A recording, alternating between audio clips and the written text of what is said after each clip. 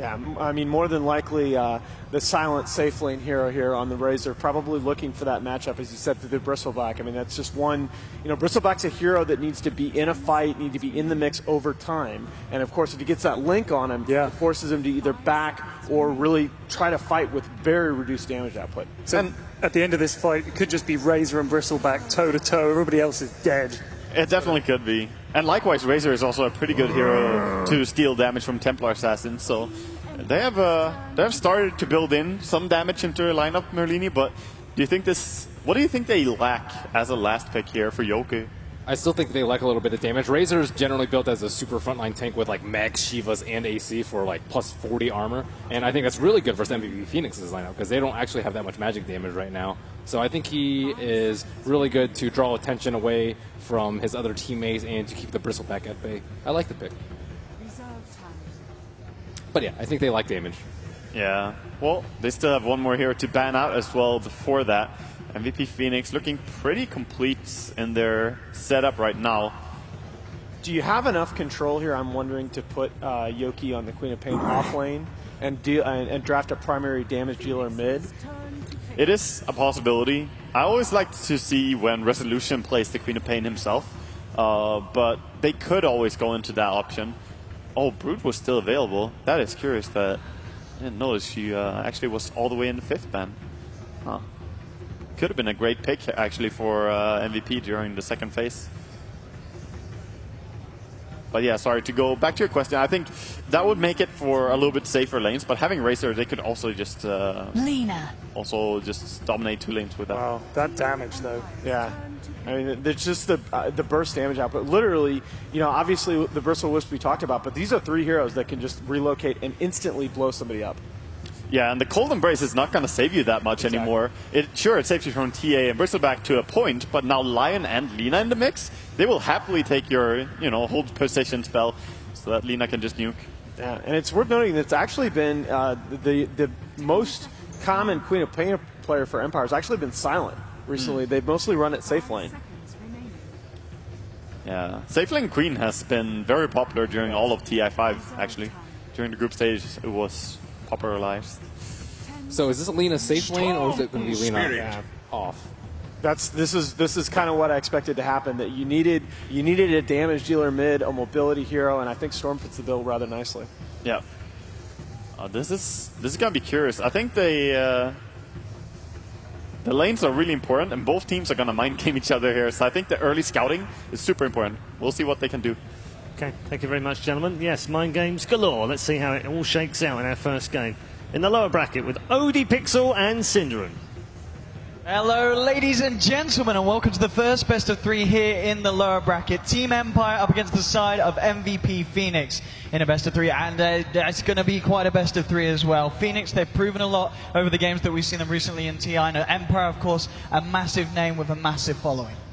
Yeah, I do agree. I think the general consensus among the panel was that Empire go in as favorites. They had a pretty good series against LGD yesterday where they actually had a shot at winning that series, let's be honest. They could have won the first game, and they actually did win the second game. So LGD looking like one of the strongest teams in the tournament right now. But MVP, like you said, they did overcome Newbie yesterday, and they're in high spirits, which should not be underestimated. If you're feeling good about your team, if you're feeling confident, that can always give you that little bit of extra boost that you need to go in and win a match as underdogs.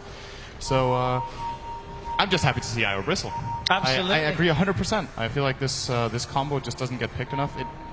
Teams started figuring it out a little bit more and counterplaying it more, but MVP has had good success with this. It's the reason they're here, actually. I feel like as far as the wild card went, the IO Bristleback saved them, I think, 2 games in a row. At least once did they win an absolute key match with this, to my memory. So they're good at this. Yes, it's one of March's best. The thing is, though, we've got to remember they were talking a bit about the fact that Empire, they've picked a lot of things that are very good against the others. So they've got the Witch Doctor, they've got the Wyvern, and of course they've got the Razor, which is very nice against a Bristle who likes to stick around in the front of the fights and run around. That's going to be an easy damage steal with the static link for Razor, essentially. And in addition to that, they last picked the Storm, who is one of the best heroes against IO. You can always find the IO. Storm can most of the time simply just solo IO if there's no direct counterplay out of the stuns of MVP. And the only real counter they have that's reliable is Lion. So Nuts has to play a really good game here for Resolution to not take off and just roll them over. We're going to see both teams respectively grabbing themselves the rune. Io should have the straight up gold here thanks to that to the bottle. So we're going to have the bottle, of course, straight out for Io. So it's going to be a very nice start for Febby. And it's going to be interesting to see where Febby kind of hangs around at the beginning. Are you imagining we're going to see him just helping out Kyo in the mid lane before going up to join forces with the Bristle? Or where does Febby kind of position himself in the early game? I think he might have to go top immediately to get something out of this off-lane for the Bristle. If Bristle falls behind, no, maybe not. At least for now, they're going to hang around mid. I guess this is the idea for Empire by moving in Aloha Dance here, is to force the Io to stay. This is not what MVP want to happen because they need a top. March is actually already in a lot of trouble here. Just look at Silent laying into him. He's almost going to bring him down here. He will survive. Oh, one more last hit onto him and would have brought him down. Yeah, indeed, March. Going to be able to salve himself back up, but as you said, this is not going to be the nicest lane here for the Bristleback. Mid lane, TA is going to be given that head start by Febby here with the bottle, trying to help him out CS Resolution here on the Storm, but at the same time, Resolution's got the backup there of that Wyvern. And then kind of left is this bottom lane where you're running this safe lane Lina, who's of course being played by KP, and trying to farm up against Yoku on the Quap, which essentially is another lane that I kind of feel is going to be quite hard for MVP to play against. Yeah. No matter how well they play this bottom lane, they probably can't keep Yoku entirely away. And for him to go in and get an early level 6 has huge implications on the Io's ability to be a hero in this game.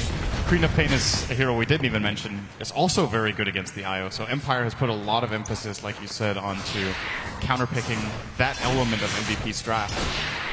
And all in all, just looking over the picks, I feel like what Empire has done really well is they've countered the physical parts of MVP's draft very well. The Bristle and TA are going to have a very hard time against the Winter's Curse as well as the Cold Embrace. But then again, they have a core Lina to try to compensate for that. Getting a lot of farm on Lina is exceptionally good against White. Mid lane at the moment, QO 11 for 6 against the 6 for 0 of Resolution. QO having an absolute great time here on the TA. Really shutting down the Storm Spirit. Top lane, they're chasing down March and Silent. He's got a very, very good static link off here. 70 damage, 84 damage dollars. Febby could be in trouble. If he gets in range and Silent's right clicks, well, Aloha does with the slow. They'll be able to find themselves first blood, and now they're going to look for more. The damage from Silent is just too much, and it's going to be a second kill there up at the top of the river here for the side of Empire. What a start there for the Dire.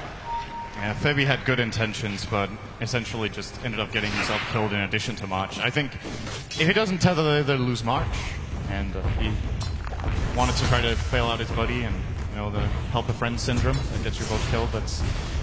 We see that from time to time in Dota. Teams have gotten a lot better at it than they were some years ago. Back then it was very common to try to help a teammate who was in like ridiculous trouble and just get killed yourself. But it is, it's a thing. Bottom lane, Yoku just trading hits there with Nuts, backs himself off. Has to be careful now, of course. Nuts, he's hit level 2, so he's got both the Spike and the Hex here. Combo with KP's spells, they'll be able to do a good job at trying to burst down that Queen of Pain. Back towards the middle, low adults coming to help out Resolution, and Resolution really does need help. I mean, 20 to 11 against 11 for 0. I mean, the Storm, he's got quite a way to catch up with TA. It's the only lane Empire really needs help, though, so they could easily even rotate both their supports in here to try and even get a kill on him if they felt like it was a possibility for Always Wanna Fly as well as Aloha Dance to do that, but instead they're going to focus on top. March again being drained. Again, 70, 84 damage here. They're not going to die far enough, but it's such a tough lane here for March. He still manages to find a fair bit of XP, has hit level 3. 1 CS. But yeah, the CS is certainly not there for the Bristol. Being healed up here by Febby with his ball.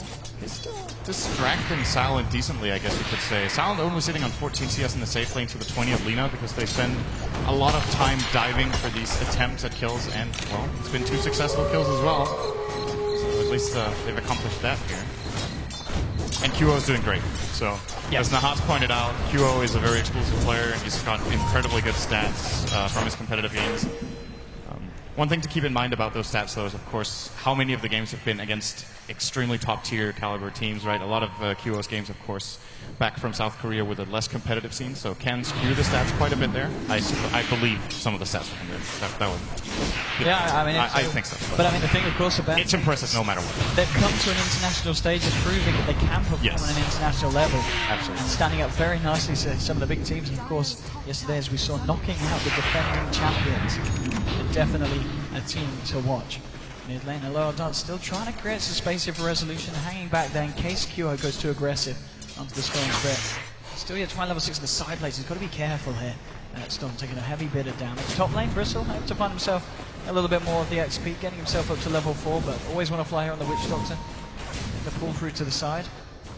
Mid lane as well. A little bit of a wrap around here from Mark Febby. Maybe see if you can tether up to look for something. They've got the slow here with the trap. They're going to try and dive for this.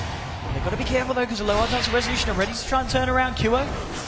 He's got this double damage rune. He has got refraction in a second. He's going to go back in with it. There's your refraction. Moving back in with a boosted damage. Trying to see if he can find anything, but he can't quite get the slow onto Resolution. But not quite able to dive deep enough for these two. But still putting a heavy amount of... Oh, look at these. Oh! Maybe seeing if he could get a cheeky side blade there, but it's not going to happen. Loadens played that exceptionally well on the Winter Wyvern. It looked like Resolution was in a lot of trouble with the slows, the double splinter blast he got out, and I think he also used the Arctic Burn in that situation. Very well done to keep his buddy safe. Now he needs to be careful. Right, look at this red run, but no. He is hanging around on incredibly low health. Gets hexed up. Kyo comes in with a finishing blow. Now the TP from the Witch Doctor. Is this going to work out for the side? They did find the Lion here in return, so it's a 1-for-1. Kyo is going to be able to get himself out. But obviously favouring the side of MP, the fact that they get a kill under the belt of TA. And he gets a very key item here. These phase boots are going to help him a lot. The last attempt they had on Resolution would have been successful if he had the phase. Now, of course, Resolution is going to hit level 6, but it's still just a way for him to force Resolution to use mana, to chase down other kills, in general, have more of a presence in fights.